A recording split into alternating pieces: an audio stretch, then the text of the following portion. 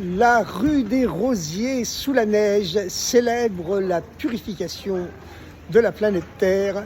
Si vos péchés sont rouges comme le pourpre, je les rendrai blancs comme la neige, dit l'Éternel. C'est un passage fameux de la Bible. Dans la paracha de cette semaine, nous lisons l'achat de la tombe de Sarah par notre ancêtre Abraham, qui est venu enterrer sa femme. Pour ça, il lui fallait une tombe. Il a choisi la tombe de Adam et Ève pour faire reposer Sarah aux côtés des pères et mères de l'humanité que sont Adam et Ève, Adam et Chava. Mais pourquoi Abraham a-t-il tenu absolument à faire enterrer Sarah aux côtés d'Adam et Ève, les pères de l'humanité, alors que Sarah, elle, n'est que la mère du peuple juif et d'aucun autre peuple?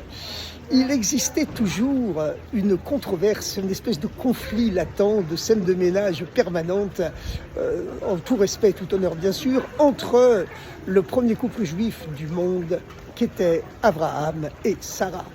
Abraham n'est pas seulement le père du peuple juif, il est le père spirituel de l'ensemble de l'humanité.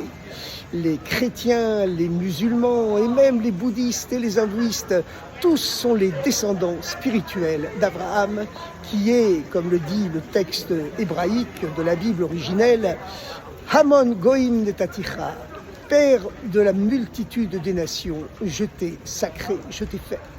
Par contre, Sarah, elle est la mère uniquement du peuple juif. Sarah, c'est le symbole du particularisme juif, la spécificité juive, un point c'est tout. Tandis que Abraham, il est le père de l'universalisme juif. Ce sont les deux aspects différents du judaïsme. Et bien sûr, les deux aspects ne font qu'un, parce qu'à partir de ce particularisme, on peut aussi bien sûr invoquer le Dieu qui est à la fois au-dessus du particulier et de l'universel, et qui donc peut réunir les deux. Mais malgré tout, il y avait quelquefois un conflit entre Abraham et Sarah, entre le particularisme de Sarah et l'universalisme d'Abraham.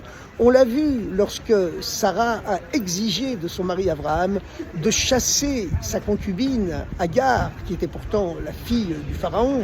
C'était une femme d'un très haut niveau spirituel qui avait préféré suivre ce nomade sans un sou qui était Abraham dans le désert parce qu'elle était tombée amoureuse du monothéisme et avait renié le paganisme de son père, le pharaon. Donc c'était une femme d'un très haut niveau spirituel. En même temps, c'était la mère de Ishmaël, qui est l'ancêtre de la glorieuse et de la grande civilisation arabo-musulmane.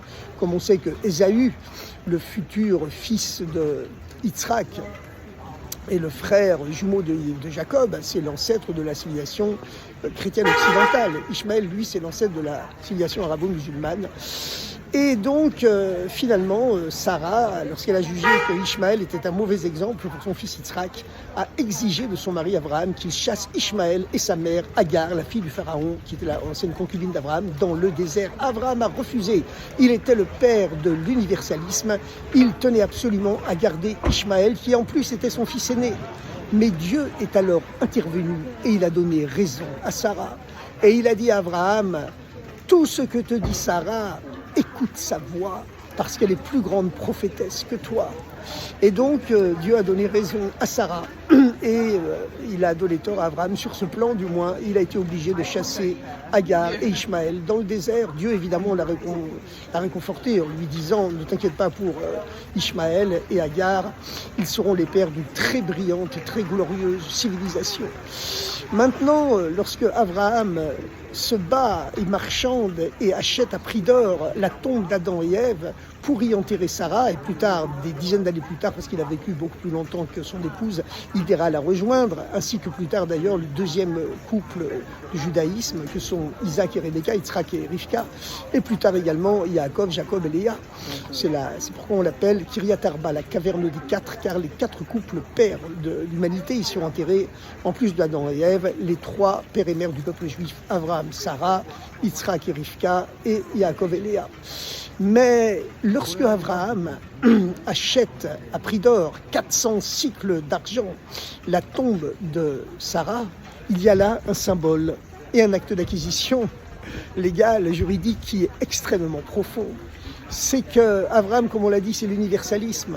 tandis que Sarah, c'est le particularisme juif. Les deux versants finalement d'une même vérité, et qui se complètent, se pénètrent, s'interpénètrent, et se complètent l'un l'autre, avec le bon Dieu qui réunit les deux.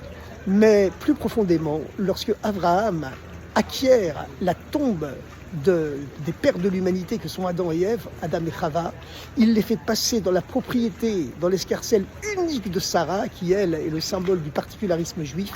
Ça signifie que brusquement, les véritables héritiers de Adam et Ève, ce n'est plus l'ensemble de l'humanité, ça devient uniquement le particularisme juif, c'est-à-dire le peuple juif dans son ensemble.